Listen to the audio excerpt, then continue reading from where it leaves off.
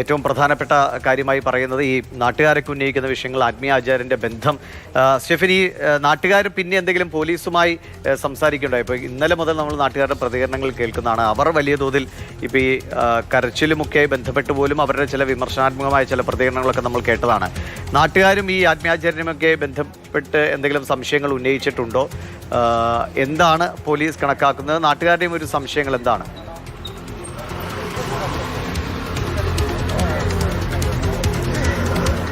നിലവിലേതായാലും ഈ നാട്ടുകാർ, അതോടൊപ്പം തന്നെ നേരത്തെ നമ്മൾ സംസാരിച്ച വാർഡ് മെമ്പർ, അദ്ദേഹം ഇപ്പോഴും ഈ സ്ഥലത്ത് തന്നെയുണ്ട്. ഇന്നലെ രാവിലെ മുതൽ തന്നെ ഇവിടെ ഉണ്ടായിരുന്നു. അവരൊക്കെ ഇപ്പോഴും ഇവിടെ ഉണ്ട്. അതിൽ നിന്നെല്ലാം അവർക്ക് ഉള്ള ഏറ്റവും പ്രധാനപ്പെട്ട ഒരു ദുരൂഹത, അല്ലെങ്കിൽ അവർ ഉന്നയിക്കുന്ന ഏറ്റവും പ്രധാനപ്പെട്ട കാര്യം എന്ന് പറയുന്നത് ഈ കൊലപാതകത്തിൽ ഹരികുമാർ ഒറ്റയ്ക്കായിരിക്കില്ല ഈ കാര്യങ്ങൾ ചെയ്തത് എന്നുള്ളതാണ്.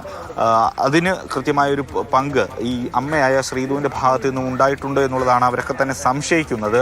അതിൽ ഏത് തരത്തിൽ പോലീസിന് മുന്നോട്ട് പോകാൻ കഴിയുമെന്നുള്ളതാണ് ഏറെ പ്രധാനപ്പെട്ട കാര്യം. ഇപ്പോൾ റൂറൽ എസ് പി അല്പസമയം മുമ്പ് സംസാരിച്ചപ്പോഴും ഒരു മതാചാര്യനുമായിട്ട് ബന്ധപ്പെട്ട ഒരു വിഷയമൊക്കെ തന്നെ പറഞ്ഞിരുന്നു. ഈ കൊലപാതകത്തിന് പിന്നിൽ അല്ലെങ്കിൽ അങ്ങനെ എന്തെങ്കിലും ഒരു സാഹചര്യമുണ്ട്, അല്ലെങ്കിൽ ഒരു അന്ധവിശ്വാസവുമായി ബന്ധപ്പെട്ട് അല്ലെങ്കിൽ ആ തരത്തിലുള്ള സാഹചര്യം ഉണ്ടെന്ന് മനസ്സിലാക്കുന്നുണ്ട്.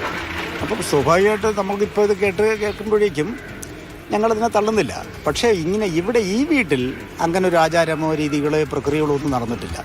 അങ്ങനെ നടന്നിരുന്നെങ്കിൽ തൊട്ടടുത്ത വീട്ടുകാരറിയും, എങ്കിൽ നമുക്കറിയാൻ പറ്റും. അതുകൊണ്ട് നമുക്ക് അതിനെക്കുറിച്ച് അങ്ങോട്ട് ആധികാരികമായി പറയുക ബുദ്ധിമുട്ടാണ്. പ്രത്യേകിച്ച് എനിക്ക് തോന്നുന്നു ഈ സാമ്പത്തികവുമായി ബന്ധപ്പെട്ട കാര്യങ്ങളായിരിക്കും പോലീസ് അതിൽ അന്വേഷിക്കാൻ തോന്നുന്നു. അല്ലെങ്കിൽ മനസ്സിലാക്കുന്ന ഒരു പഞ്ചായത്ത് എന്ന രീതിയിൽ പോലീസൊക്കെ സംസാരിച്ചിരുന്നതാണ്. പക്ഷേ ഇപ്പോൾ നമുക്ക് വരുന്ന സ്വാഭാവികമായിട്ട് വരുന്നൊരു സംശയം, ഇത് ഞങ്ങളിപ്പോഴും ഇന്നലെ പറഞ്ഞത് തന്നെ എന്ന് പറയുന്നു, ശ്രീധു തന്നെയാണ് ഇതിൻ്റെ കഥാനായിക.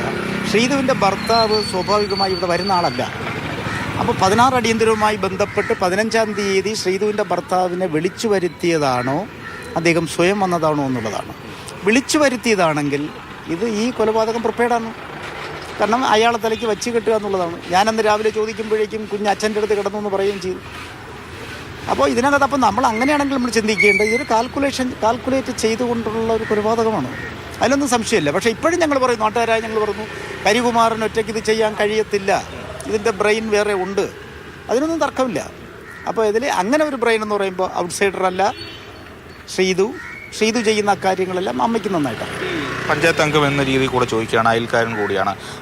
ഒരുപാട് സാമ്പത്തിക ബാധ്യതകൾ ഈ കുടുംബത്തിനുണ്ടായിരുന്നു. പക്ഷേ ഈ അമ്മയ്ക്ക് ജോലിയുണ്ട്, ഈ ശ്രീധുവിന് ജോലിയുണ്ട്, ഒപ്പം തന്നെ സഹോദരനും മറ്റ് അമ്പലങ്ങളിലൊക്കെ ജോലി ചെയ്യുന്നു എന്ന് പറയുന്നത്. അങ്ങനെ വരുമാനമുണ്ട്, ചെറിയൊരു വീട്ടിലാണ് വാടകയ്ക്ക് താമസിക്കുക. ഇത്രയധികം സാമ്പത്തിക ബാധ്യതകളുള്ള പരാതികൾ അവർക്കെതിരെ വരാനുള്ള കാരണം എന്താ മനസ്സിലാക്കുന്നത്?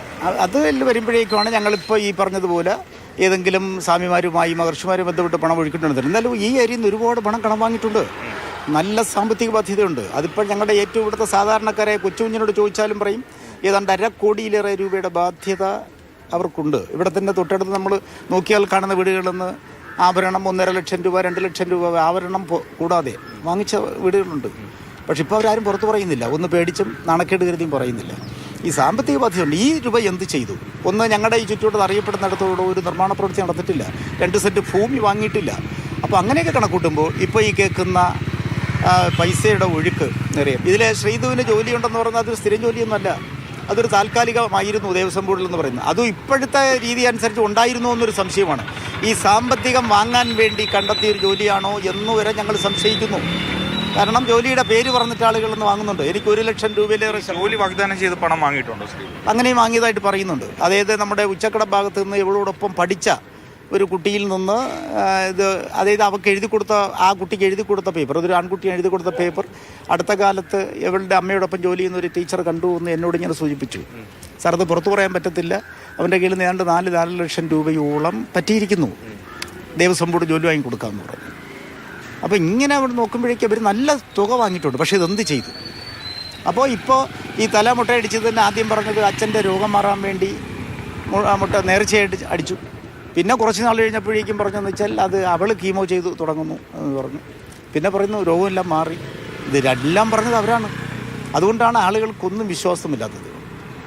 തീർച്ചയായിട്ടും ഒരു പലതരത്തിലുള്ള ദുരൂഹതകൾ ഏതായാലും ഈ കേസിനെ സംബന്ധിച്ചിടത്തോളം ഇപ്പോഴും നിലനിൽക്കുന്നു. പ്രത്യേകിച്ചും അദ്ദേഹം സൂചിപ്പിച്ചതുപോലെ തന്നെയുള്ള പല സാമ്പത്തിക ഇടപാടുകൾ, ഈ ഇത്രയധികം തുക പലരിൽ നിന്നും കടം വാങ്ങിയിട്ട് ഇവർ എന്ത് ചെയ്തു, അല്ലെങ്കിൽ ജോലി വാഗ്ദാനം ചെയ്ത് പണം വാങ്ങിയിട്ടുണ്ട്. ഏതായാലും ഈ കേസുമായി ബന്ധപ്പെട്ട് അന്വേഷണം പോലീസ് നടത്തുമ്പോൾ ഈ കാര്യങ്ങളെല്ലാം കൂടി പരിഗണിക്കുമെന്നുള്ളതാണ് ഏറ്റവും പ്രധാനപ്പെട്ട കാര്യം.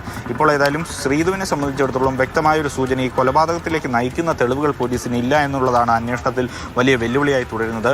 അങ്ങനെ എന്തെങ്കിലും ഒരു തെളിവ്, മൊഴികൾ അതൊക്കെ തന്നെ കിട്ടുകയാണെങ്കിൽ ശ്രീധുവിനെയും കൂടി പ്രതി ചേർത്തായിരിക്കും തുടർ അന്വേഷണം നടത്തുക. ഏതായാലും റൂറൽ SP ഇപ്പോൾ ബാലരാമപുരം പോലീസ് സ്റ്റേഷനിലുണ്ട്.